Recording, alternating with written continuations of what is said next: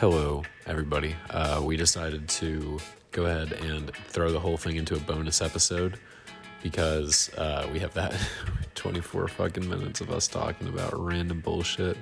So we're going to go by topic because we touch on some really cool topics that would have been a normal episode anyways. So I'm going to speed it up whenever we talk about stuff that's boring or stupid or not worth putting in the episode. But besides that, I'm going to pretty much just play it like a podcast, I guess. All right, here you go. Fuck yeah. All right, you can go back to talking about the soundtrack or Pokemon or whatever. Well, yeah, I'll intercut with Pokemon, and then I'll finish with the soundtrack thing. In an earlier episode, I made it clear that I don't have... Okay, I do have a history with Pokemon. I mean, I was there at the beginning. What's your history with Pokemon? I was there when Pokemon... Like, I'm not a fucking... I know Pokemon, okay? I'm not a fucking... I just grew out of it is all. Right. But, no, so in real time, I mean... Okay, well, no. Oh, wait, hold on, pause. I gotta find out if there's a... I gotta fucking heal Paula. Is there a hospital in 3? No, I'm in Happy Village, which is... I don't think has anything. Oh, this is in 3? No. Oh, I think I called it 3 earlier. Oh, no, 3 is the zombie town. That's right. Happy Village. A hospital. It would have been so much quicker to just teleport. That's crazy that Mother 1 had 2 composers. Mother 2 technically had 4. 2 main ones and 2 assistants. Uh-huh. Mother 3 had 1 composer. Interesting. Mother 3 has a good... I'd say Mother 3 has a really accomplished soundtrack. Oh, for sure, yeah. It has some of the most, classic of the whole series. Well, that's from Smash Bros, I guess. Yeah. It's cool because it's cool because a lot of it's more like... I would say or a lot of it's like less surreal than the previous 2 soundtracks. Yeah. But it still gets to those points when the game calls for it. You know what I mean? It never forgets, like, oh, this is still a Mother game. It's just we're doing something a little different with this one. Well, that's why I felt like if the first 2 games, Earthbound's definitely more in the surreal, absurdist camp than the first one, I think. But the first one has the same rules that this game has. The last one, I think, Mother 3 is definitely more of I've always thought of it as more inspired by things like anime, than any of the other games or fantasy novels and stuff like that. The first one's almost like a little more surreal, and this one's a little more absurdist, and this one gets a little more surreal as it goes towards the end and stuff. Oh yeah, I don't think the first game has much to contest with the end of this game. But at the same time, or don't you have to what is the environment like when you fight Gygus in the first game? Or it's a black void. It's a black void. Yeah. That's pretty fucking surreal, man. And what's cool about the first one is you gotta remember that shit.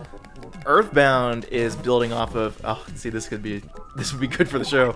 Well, we can put this in at the end or something like that. Or do a bonus episode or something. Earthbound, this one, Mother 2, is building off of Mother 1, right? Yeah. Earthbound is like... I mean, that's all that needs to be said. It's building off the first game. Mother was building off of essentially Dragon Quest. It's pretty transparent that it was like, this is a surreal version of Dragon Quest, And Dragon Quest was like that. It was just black voids, and no interesting backgrounds, anything like that.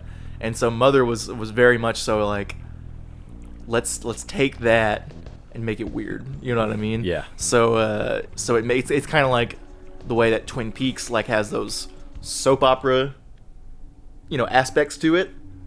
But it also Mother 1 has those RPG aspects to it, you know? Yeah. And then this could almost be like the season 3 to... The jump from Mother 1 to this game, design-wise, is massive to me. To think of, not visually, but well, I mean, this game is more bright, colorful, goofy, and happy, and tonally, it's very silly compared to the first game. Yeah. But look at this battle screen. You know what I mean? I just feel like they. It's so interesting how far they came in 6 years. You know what I mean? Or less time, right? 5 years? Yeah. 5 years between games. Yeah. It's so cool. And that's where. I think that's why the first one appeals to me so much. I mean, first of all, I played it first. Right. So that helps. It was my introduction to the series, Second of all, These fucking mushrooms. Never again. Never fucking again with these mushrooms. God, that's a 27-minute episode we did where I was on mushrooms. Just because it was so hard to do. So the way that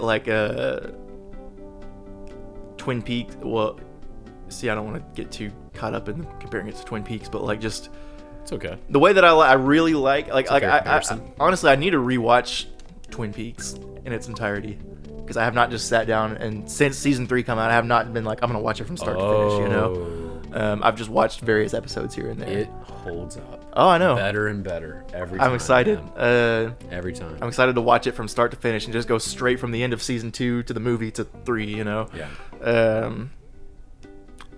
But I'm technically, if I was rewatching the show, I wouldn't have to watch the movie again. I could just go straight to it. But anyways, so I'll be interested to rewatch it and then see how my feelings change or stay the same. Yeah. But in the way that I have this love for seasons 1 of 2 in Twin Peaks, and I love season 3 as well. But season 3 had the freedom to be whatever it wanted to be. Yeah.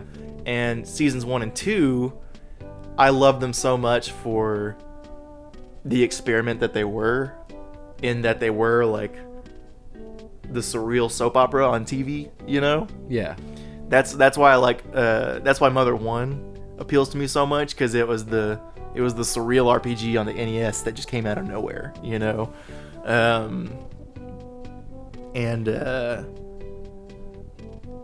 I love things that can take tropes of known things and use that to reinforce its own story.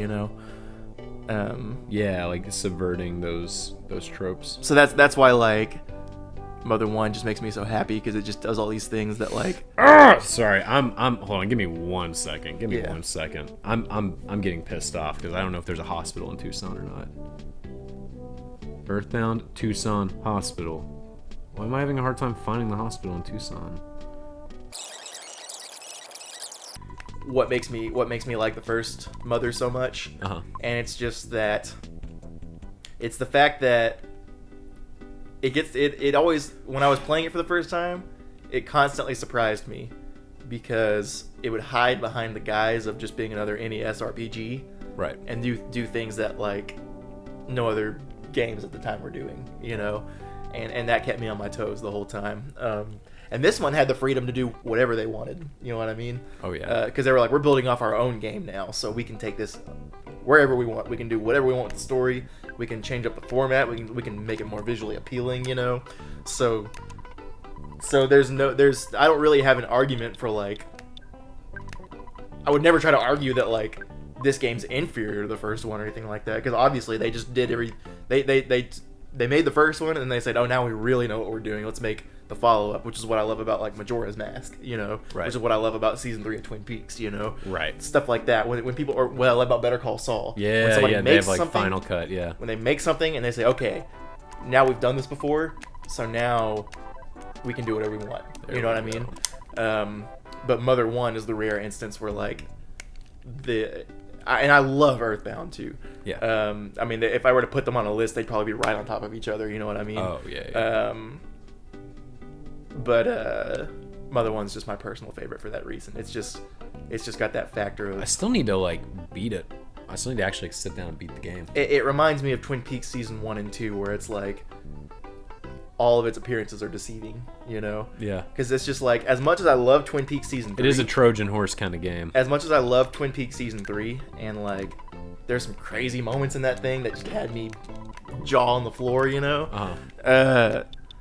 It's just when I go back and watch the first Twin Peaks, the original Twin Peaks stuff, and there'll be everything's normal, and then you get a hint that something's wrong, right, and then just suddenly you're just in this horrifying situation. We'll be hanging out with our buddies in Twin Peaks, and they're having a good time at some event, everyone's chilling out, and then we cut to the other side of town, and we're pulling through a hallway, and the music is changing, and there's just this ambient noise in the background. It's just slowly what? and subtly. Yeah, and then just something horrifying will happen, and that's what I love about Mother 1 is you're just like, yeah, I'm just playing this RPG. There's just text on the screen, blah, blah, blah. And then suddenly some character has a motivation they haven't had the whole game. And they just start talking to you about something that you've never talked about before, you know? Or like, suddenly you're talking to a possessed doll or a lamp is attacking you, you know? Shit like that. That's just like... Yeah. Nobody knew what to expect when that first one came out, you know? I love that about it. The first Mother game. Yeah. Oh, yeah, for sure. I mean, the first... Paul is having a hard time.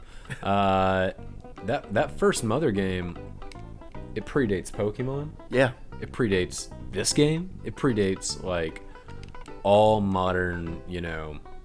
modern JRPGs that aren't Dragon Quest, you know. Yeah.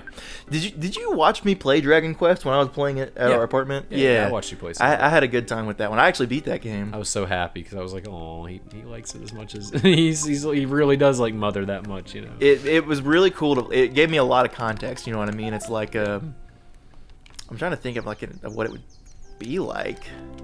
It's like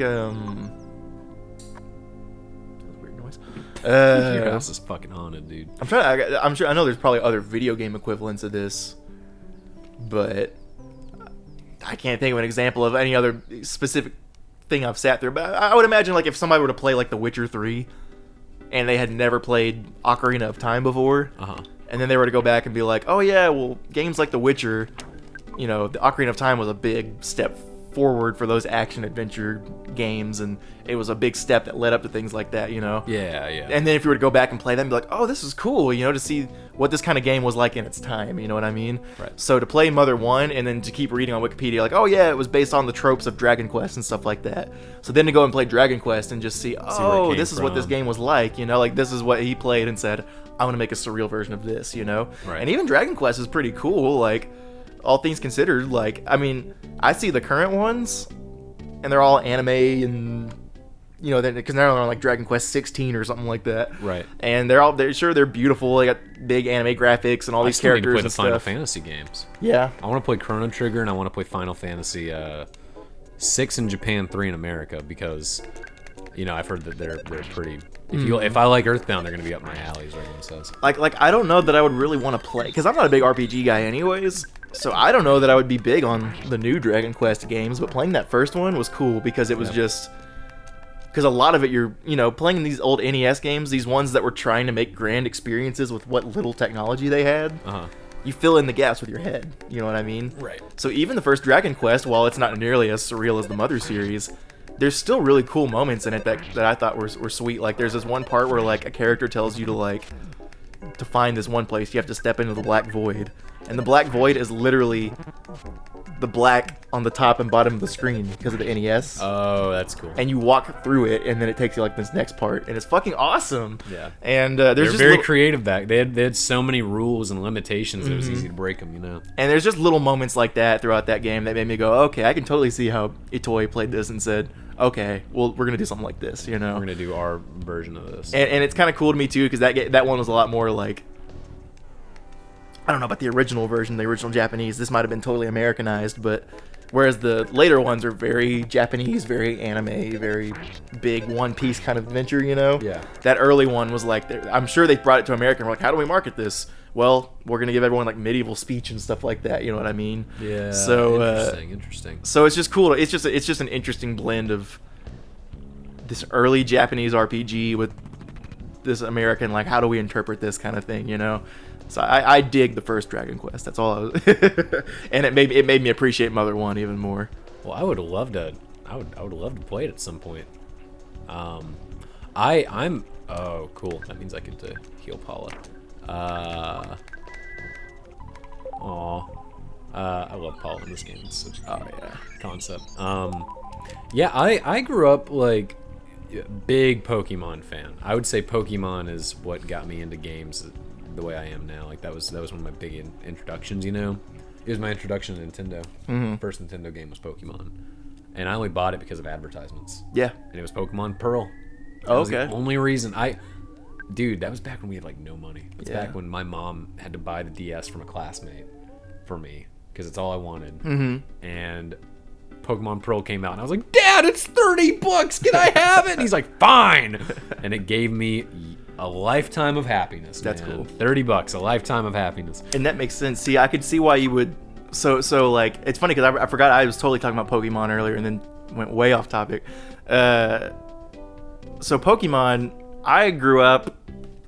I was born in '98. Right. So there's certain things that I wasn't like sentient when they came out. They were just already out when I became sentient.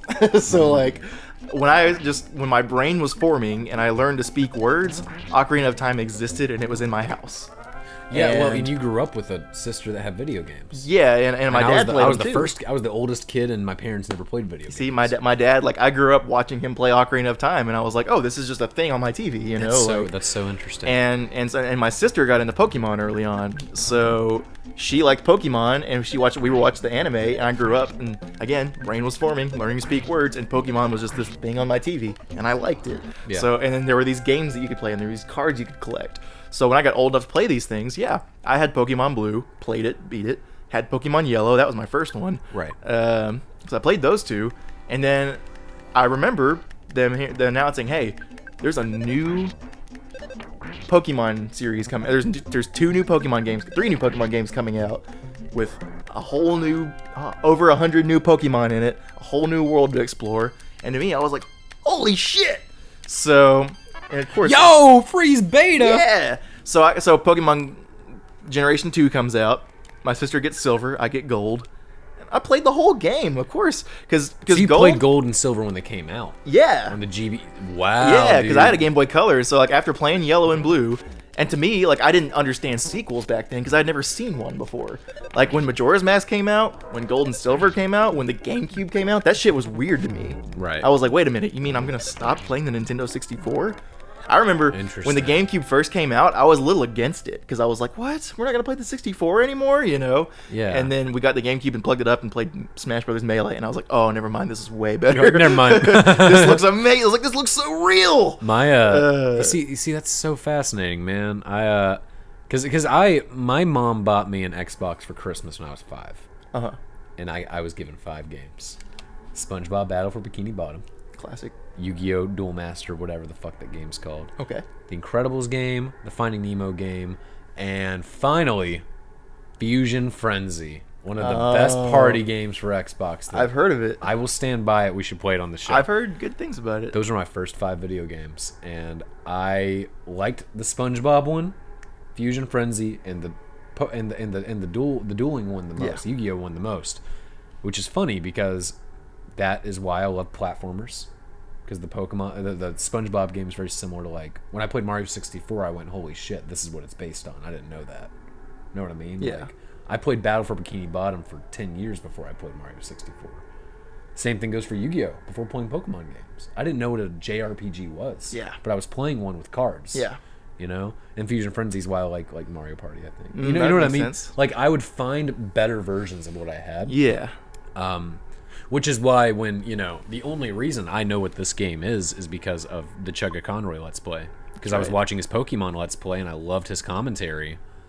And then I went, well, what else has he played? Yeah. And the first one he did, it was called Earthbound. I don't know what that is, but I'll watch it. Yeah. And I fell in love with everything about this game. I was in 8th grade. I had no friends. I was getting bullied, And this game, I was like, this game is right up my alley. And Chugga Conroy is better. Watching him is better than having friends right now, Like, I could just watch these Let's Plays and I'm happy. Yeah. And my dipshit 8th grade ass went into Game Exchange and said, hey, God, you guys have Earthbound? Oh, dude, I did shit like that too. And they would go, no, that's rare. Oh, dude, like I was like jackasses. I was 12, dude. When I was 12, man, like I didn't understand how that shit worked either. Like in the era that the Xbox 360 and the PS3 and the Wii were out, oh my God. Oh my God, sorry. That would have defeated the whole purpose of everything we just did. Oh man. I went to GameStop and I had a copy of Game Informer. Uh-huh. And at this time, the game Splinter Cell Conviction was being advertised. I had never played the Splinter Cell series before. I had never played a mature rated game before. Wow. And my so first one was Halo. And my dad just saw that there was a magazine about gaming stuff called Game Informer. And he was like, oh, Parker would probably like that. So he bought a subscription for me, so I would get those. Oh, you got Game Informers? Yeah. As a kid? Aww. I still have them. That's so cool. I have the one that has You've Splinter shown Cell. me a couple of those. Yeah. So there was this game in there called Splinter Cell Conviction. And I didn't know anything about the series, but it looked really cool. And it was about Sam Fisher, the main character of the series, being on the run. And I was like, that sounds awesome. Spoiler alert, they wound up changing the game immensely and making it a shitty game. Aww. Which is sad, because the day I finally got my hands on it, I had no idea. That's I didn't get it sad. until like 5 years later when I finally had an Xbox. And I bought Splinter Cell Conviction, and I hadn't looked up anything about it. So I had the game that I had read about in the magazine in my head. Yeah. And he even looked totally different. And so I was thinking, oh, the game turns into that at some point. That must be what happens. And turns out, no, the game they changed it completely. And I had no idea. It's just not. So I beat the game and was like, where's the cool stuff I was waiting for? And it never came. Anyways, long story short, back then I read about that game. It was coming out for Xbox 360 and PS3. Right. My ass went to GameStop and said, do you guys have Splinter Cell Conviction for GameCube? Oh. Because that's what I had. I had a GameCube. We all did that dumb kind of shit. Anyways, Pokemon. All that to say, Pokemon Gold came out, played it, loved it. It was everything the first games had and more. And then after that, like I still like so back then, you're like, look, I was way into Pokemon. I was into the scene, man. I bought the cards. I watched the show. Right. I was hyped when the movie came out. We got the VHS that had the special Mew card in it. Wait, hold on. One sec. I want to say this real quick.